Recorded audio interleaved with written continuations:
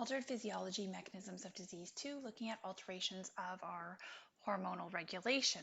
In this particular lecture episode, we will focus on some of the secondary causes of obesity. So some of those other factors that may predispose an individual to excessive adiposity.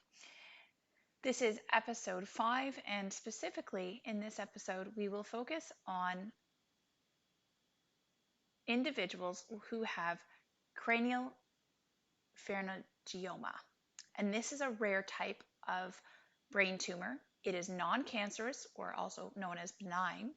And this type of tumor begins near the brain's pituitary gland, which secretes the hormones that control many of the brain's functions.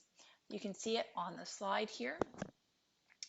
And as a cranial pharyngioma slowly grows, it can affect the function of the pituitary gland and neighboring structures within the brain. This happens to be actually one of the most common brain tumors. In fact, 9% of childhood tumors.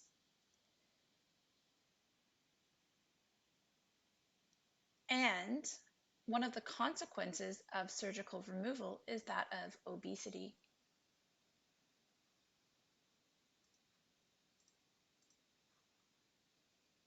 Let's take a look at the underlying pathophysiology.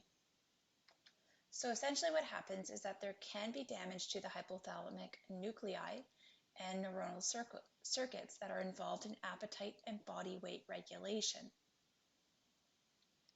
In particular, there may be a primary defect of high levels of insulin secretion due to damage to the hypothalamic region.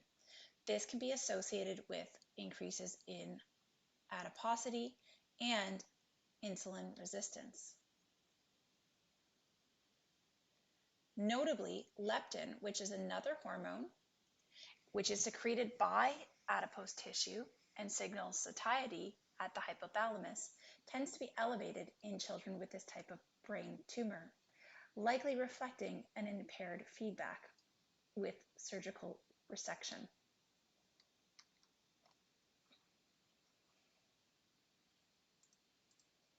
Now, I've pulled this particular infographic from Nature Reviews, and I thought it nicely summarized cranial pharyngiomas and some of the mechanisms and epidemiology, quality of life, diagnosis, and management for these individuals.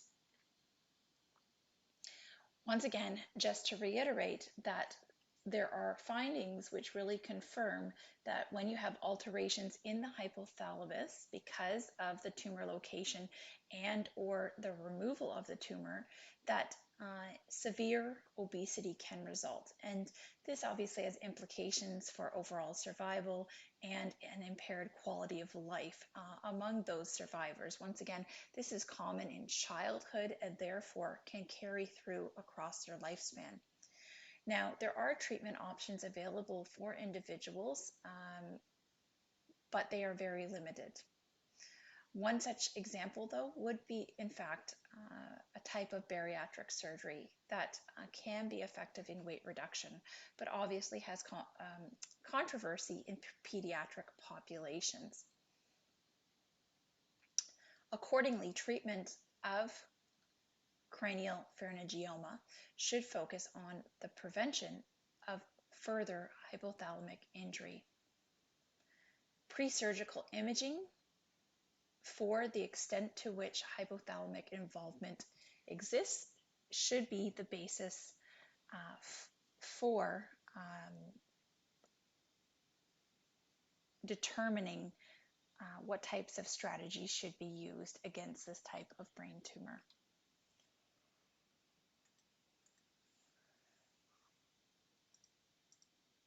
And lastly, what you can see here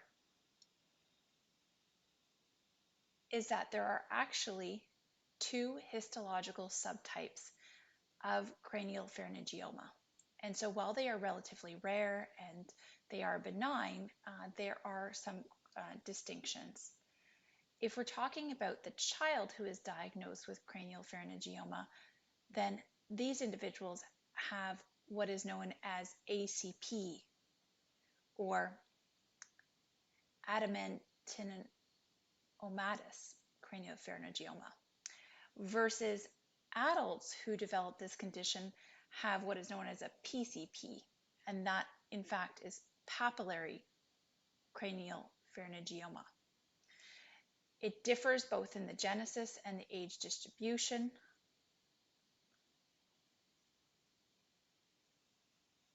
And what you can essentially see, if we focus in on our ACP population, that it is driven by several mutations. Individuals in this case tend to develop calcification and cysts, which contain cholesterol-rich oily fluid, and pathological examinations have discovered that individuals have a very distinctive epithelium that forms. It can result in visual impairment, headaches, and endocrine deficiencies, as we've highlighted on the preceding slides. Once again, one of the main concerns, though, is that obesity can result, particularly with surgical resection when the hypothalamus has been damaged. And so that concludes this lecture episode.